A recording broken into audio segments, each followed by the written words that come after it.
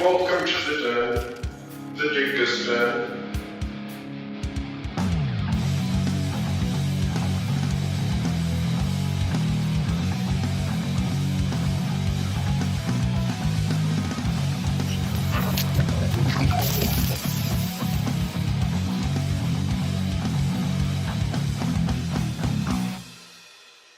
Welcome back to the Dingus Den for part 2 of our special Batman Santa Claus Silent Night little mini series here, where we're talking about all the issues in this excellent little mini series so far. Where I'm joined by Chris, fellow Redshirt from Redshirts Remastered, where we do lots of fun stuff over there. If you haven't checked out part 1, where we covered issue 1, go check that out. But we're here now to talk about issue 2. And so, but yeah, we had lots to talk about in the first issue, and I think we're both pretty excited to get into the second issue now. Yeah, Lots of fun stuff that goes on, and so let's just get right into the second issue then, where it immediately just begins with the face of where Damien is just shocked to just suddenly see all of a sudden this Krampus that we saw at the very end of the first issue. He just vanishes. Santa then just immediately takes Zatanna to help rid her of this green goo, and Santa leaves behind this box that Batman is just immediately wary of, and then starts traveling back to the Batcave. A quick little intermission where we can see Krampus as he's watching the Bat family and sees, and we also see like these weird like ghost or ghoul like things as they're like whispering to him, trying to tell him what to do, but he gets like annoyed by them. Anyway, then cut to the Batcave where Batman opens up the box, and this big memory just starts playing, where we just see there's this couple bullies that are then chasing after this girl. That Krampus then jumps out, snatches up the bullies. Santa then intervenes, telling Krampus he was supposed to banish the wicked men. And then he gives like this little girl a toy and says that he can't stop Krampus from his feast. But then he says that, well, actually, they have some time to change. So he's able to like let them free. We then see Santa and Krampus then travel into this town together, where Krampus then all of a sudden just snatches up this innocent boy and then runs off.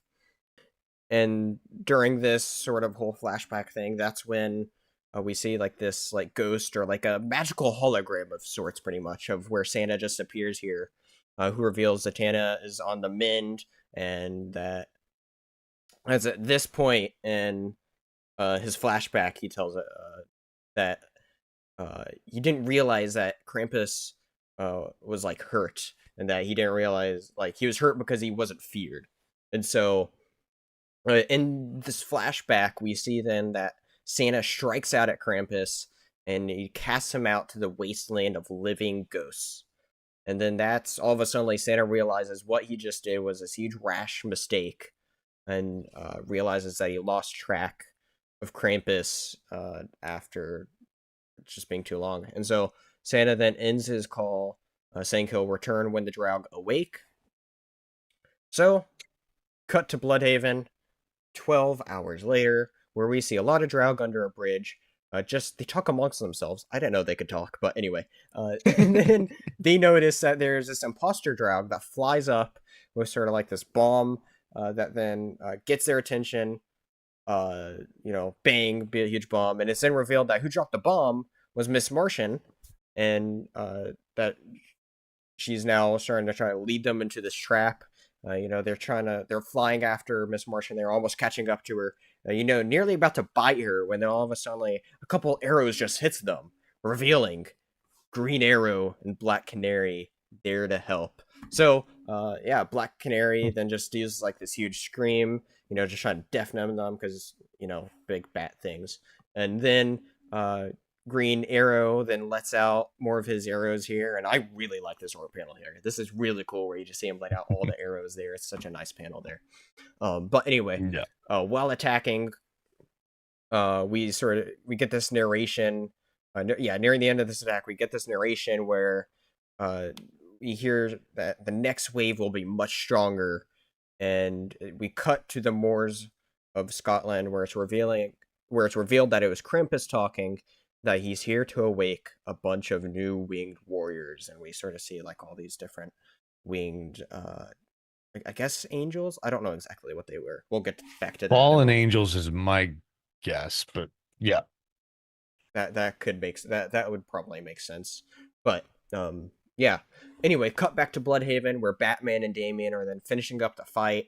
We then all of a sudden see this red streak through the air, and then it comes across and it just lands, revealing that it's Superman. And he just says, "You never said that you knew Santa," and that's where the issue ends. This was a very action heavy. It was quick. It went by quick because it was so action packed. I think for at least the second half for sure. Yes. Yeah, the first half was a little slower. That's true. Because you had that a lot of the backstory there, right? Yeah. But yeah, immediately just begins off the heels of the first issue, but didn't really connect to it that much. It just immediately started trying to go do its own thing. I do like the fact though that it just opens up though with Damian just sort of expressionless, sort of just not sure what to think, right? Because you're like saying the kid. He's a kid. Yeah, exactly. He's the kid. He's saying Santa, who we never thought was real, be real, and then also Krampus at the same time. He could say the same thing about. And so all of a sudden, like he just sees them both there and then disappear. And so, yeah. Yeah. So what a great way to open up the issue, I thought there, and also just how great in character. We didn't talk about this in the first issue as well, but the fact that Batman already placed the trackers on them, that was a great little detail in the first thing. That's true. But then we But then there was another great point here in this issue where he's immediately wary of the box, even though it's from Santa. That's obviously trying to help them. Yep.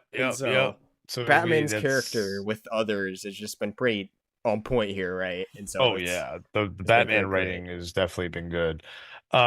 Definitely some interesting choices this issue. Like why is the green goo? Is she look like a skeleton with the green goo on?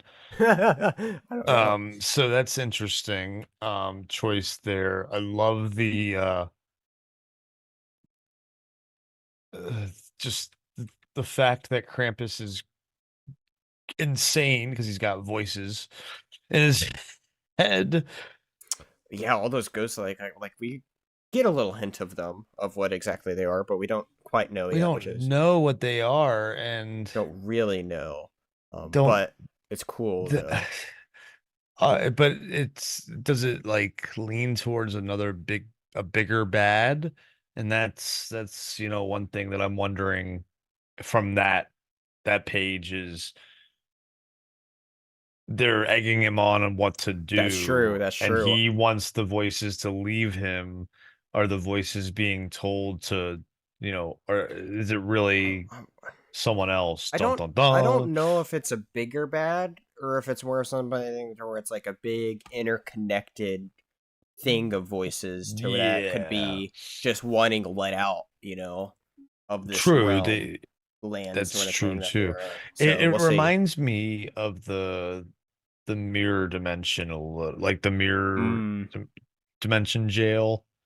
From Superman. This is what it reminds me of a little bit. The way they are like they look like they're always in agony, and so it's like a hell essentially. It was what the lost souls, right? The dimension of lost souls is that what makes sense. We'll look into that really quick. Yeah, I forgot. It was they said what it is in the first one because he banished him, but I love how they were like, let's not open the box now. There's too many people here. And then he just calls a car.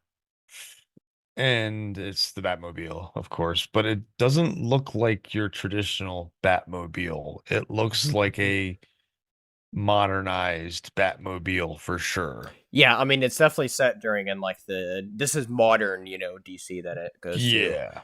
We have this point later on in the issue where it literally talks about as seen in Night Terrors where Batgirl talks about we all recently talked about our Nightmare realms, which was a big DC event that just happened a few months ago. Like you said, very forced in to be like, hey, check this out. Yes. Forced, just like the event anyway. The the Batcave to me looks, not what I'm used to. I will sure. say the state Batcave of Batman and his family is in quite a different place in modern comics right now, without getting into it too much. And so, yeah, it seems more modern. Essentially, is what they're trying to relate. I guess is what it is. I think notice that this isn't the Batcave that's under the banner. I think is what's important to note. That's true. That's a good point. It's more of the without saying too much of what's going on with Batman right now. So, and then we get the backstory, of course. Which shout out really quick, great new art style in here with the backstory where there's actually another artist that came on to draw the backstory. Oh, nice. So shout out to Trevor Hairsign for doing this great art here during the backstory stuff. That was awesome. Yeah, it's very interesting. Like it's got the very Christmas story feel where they're ghosts of Christmas past, and so they're getting transported. The box is basically it's a ghost of Christmas past is what the box is, essentially. Yes. Yeah. And I think the whole backstory of, oh, you were good, but this other kid's bad and is gonna get eaten. So here's a toy for you, though. I find it very. I kind of found that part kind of weird. Well, not that, but the thing right after, because he's like, I can't stop him from the feast, and he's like, wait, never mind. There's good in this boy. Next thing ever. I was like, I don't know about that. Yeah. It's like, sorry, your friend's gonna get eaten. Here's a toy. And he's like, wait, never mind. Still, this one may be, I don't remember exactly how I said. Yeah, still, this one may be on change. And then he's like, I am not. I will never steal again. Right. He's like, your word to me matters. I know when you sleep. I know when you wake. From here you had best be good. And so then all of a sudden he's able to like reverse it all of a sudden after saying you couldn't. So it's like, okay. Yeah, but he said if you don't be good, then Krampus will eat you. Yeah. Basically. And that's, obviously that's that's true. the lore is if you're not good, Krampus will come and steal you away instead of Santa bringing you presents. So it's all fitting into that mythology, that lore of that part of the world. And so Nightwing says something that fits. Interesting. They brought order to chaos by scaring the wicked. And just looks over at Batman. It's kind of interesting, right? Because we get, we got a little bit of backstory first issue, right? And we sort of got, how Santa and Krampus came together, but presumably a bit of time passed here from the end of that backstory to here. Yes. And so it's interesting to see how they've been together, kind of cool with each other for a bit here too, while being completely different. And so just something very interesting there. Yeah. It definitely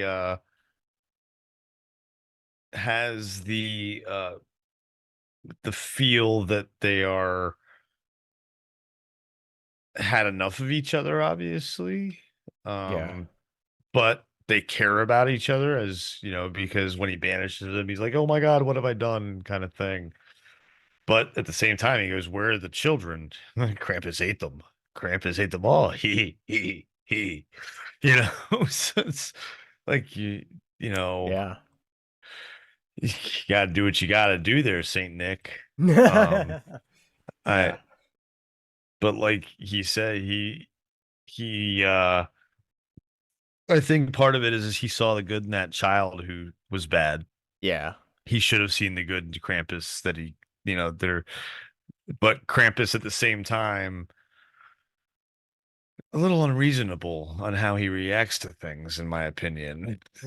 I mean, it's Krampus. What do you expect? It's Krampus. So it's a very weird, like you said, dynamic between the two and how they've lived together and are opposites, but can talk about things. But then quite also interesting too, later on, he banishes Krampus, and then I kind of I'll be honest, I don't kind of understand the mistake thing either, because it's like he does it, and then all of a sudden, like, what is it? Then a mother heard her sons laugh. The children were safe, hid him nearby, and bribed into silence with treats from Krampus.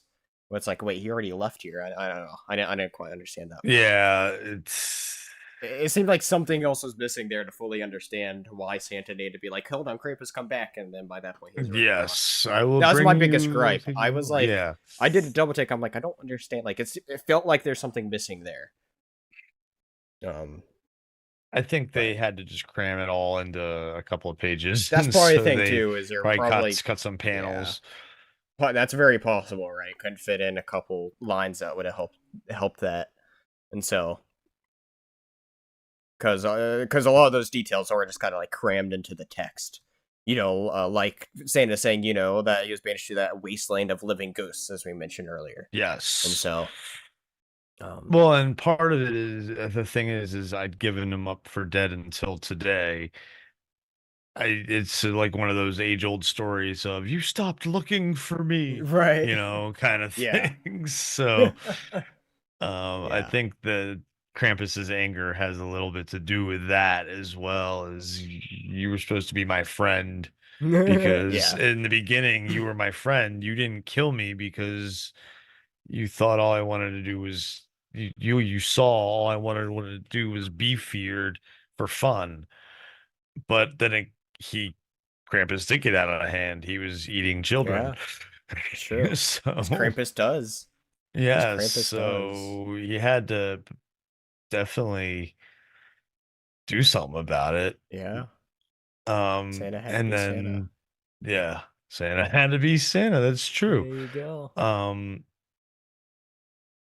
And I like how they kind of how they sideline Santa. They did for the rest of the issue. Yeah, it did, because for the rest of the issue, it's just DC heroes fighting against the Draug. Yeah. Right. Yep. Like I said earlier, I found it very interesting the Draug were just talking, right?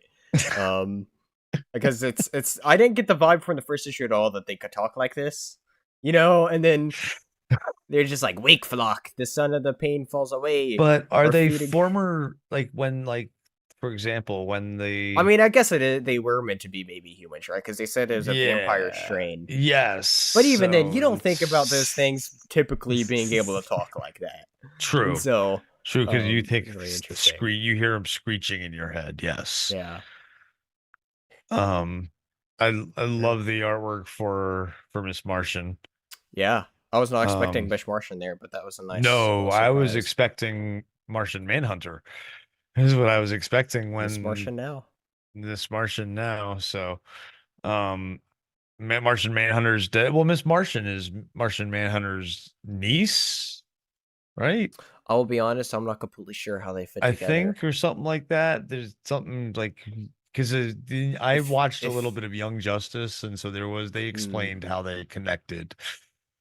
If anybody knows for sure, let us know. Yeah, let us know in the comments, please. But I do love her artwork. She's got a very Supergirl feel to her. Power Girl. Yeah. I really like that.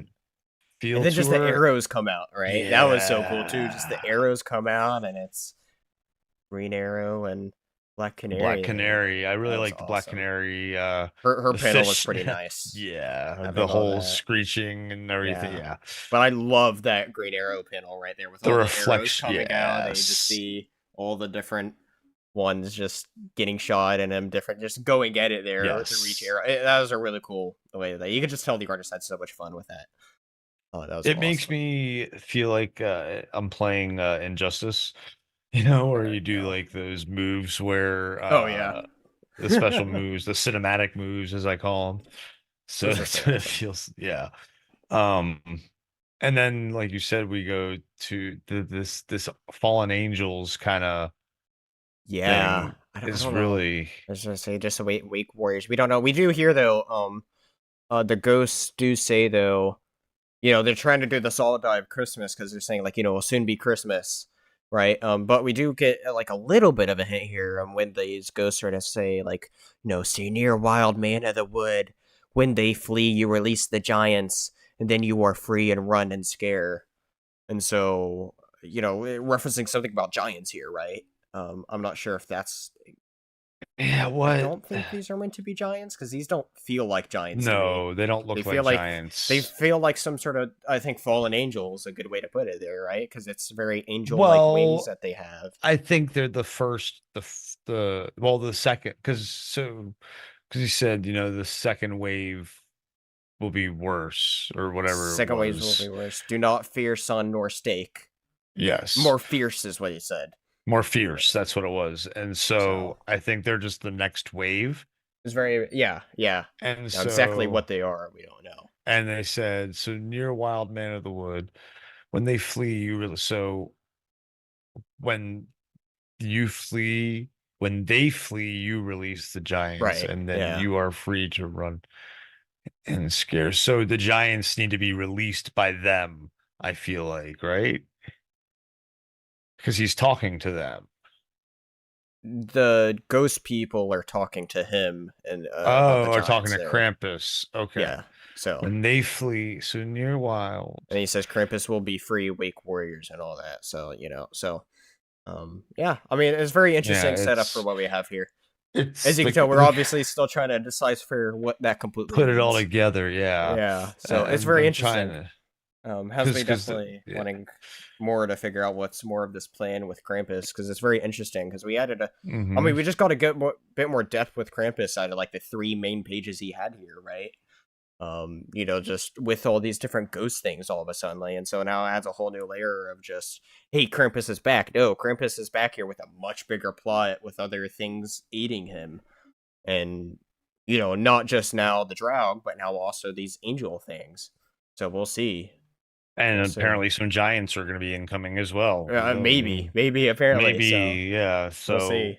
It's always that way. Someone gets banished, and they form an alliance with a bunch of other things that got banished, and boom, there's a big end of the world during Christmas event. Big threat, but for once, the cliffhanger isn't a bad thing. It's a good thing. No, it's a good thing. It's Superman thing. He's like, wait, you never said you knew Santa. Yeah, like because that's the thing with Clark. He's still always the big kid. Yeah, that's true. He's always just a big kid because he's always wanting to learn. But what's interesting, I go back to my comment about, in the last video, about the covers, and go to this one as well. And on this one, there's no Superman on the cover. So like, last issue there was Superman on the cover, and so you're expecting Superman to show up. Swapping them would have been a lot better. Agreed. That's very interesting. Yeah. So although I don't think they wanted to show, because they didn't show Krampus on the first one, I don't think. So maybe a little bit, but not like this. So I definitely was weird with the covers there. That's just the last comment I really wanted to make about that. Do you have any other thoughts on the story? So far, the story after the second issue is I just want more. I want to see, now that you're throwing Superman in the mix, you're going to have to throw something more powerful into the mix against them. True. Whenever Superman shows up, something more powerful has to show up because Superman is Superman. We'll see. So is it those angels, or is it the giants, or is it something else? Is it going to be a Krampus Superman showdown, but it's a Batman and Santa? That'll be interesting. Silent Night. So Krampus needs something to fight against this. This new Trinity. It's not Batman, Superman, and Wonder Woman. It's Batman, Superman, and Santa now. Are we gonna get a Doomsday version of Krampus? That'd be crazy. That would be nuts. There's still 2 more issues left in the run. 2 more issues. So we'll just see where it goes from here. Lots of stuff to look forward to, and very great dissection we've had here for sure. Yeah, who knows? One interesting thing that in both issues, there's been a in memoriam page for this writer and artist, late Keith Giffen. He wrote a lot of stuff. Something great that a lot of things do, a lot of the companies do, is anytime when like a huge talent that really helped shape the industry passes. They do like this. They do these big memoriam things a couple months after, once they can get in the printings, because things are done so far in advance, obviously, before it's all in order to be printed out. So the point is, this is the soonest they could have put it in here, even though he passed away a few months ago. And so, but anyway, he is a really nice thing though. Doing this nice little artwork with him front and center with a lot of the characters that he's really big into, known for riding, like Lobo, Jaime Reyes, Blue Beetle there, Ambush Bug there, and so it was awesome seeing all these different characters that he was known to really have his hand in making and shaping who they are all together with him, and having all sorts of comments by a lot of big names in the industry, like Jim Lee, Mark Waid, Jeff Lemire, Dan DiDio, Howard Porter, lots of big names there, just Dan Jurgens, all of them just commenting on his impact and everything, and so it was just really nice. In memoriam, just everything they have here for Keith Giffen, and so may he rest in peace. Yeah, it's really cool to see that, and read all the comments from all those people and look at the artwork of the characters that he helped. I love that he's wearing a Booster Gold shirt. Something else he's written for a little bit as well. Yeah, so very cool. And there's apparently a website as well at DC, so definitely, folks, it's dc.com/remembering Keith Giffen. That's simple enough. It's a very nice touch there. And so, like I said, anytime both DC and Marvel do great little like memoriams here for people, and something that stands out to me is when DC does these great pictures of just the person with all the talent around them, and so it's I mean, Marvel does that kind of stuff too, don't they? I mean, they do a remembering of it's. How's the way I want to say it? I don't typically remember them doing.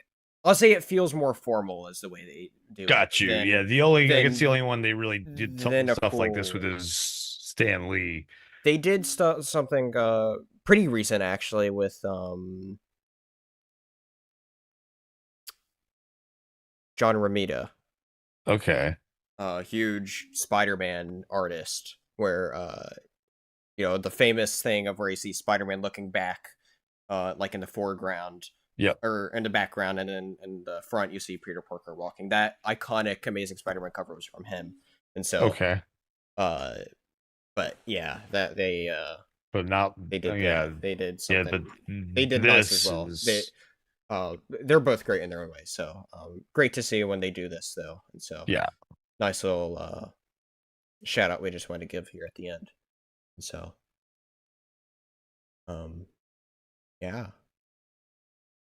I think that does it though. Don't forget to check us out also on Redshirts Remastered. We do some fun stuff over there. Links down below to all that. Links down below to all the other Dingiston socials. And come back later for the 3rd and 4th issue of this series now that we're officially halfway through it. It's been a great time and hope to see you all back. See you next time here in the Dingiston. Thank you for watching this video. Before you go, be sure to smash that like button, subscribe if you haven't already, and share this video. See you next time here on the Dingiston.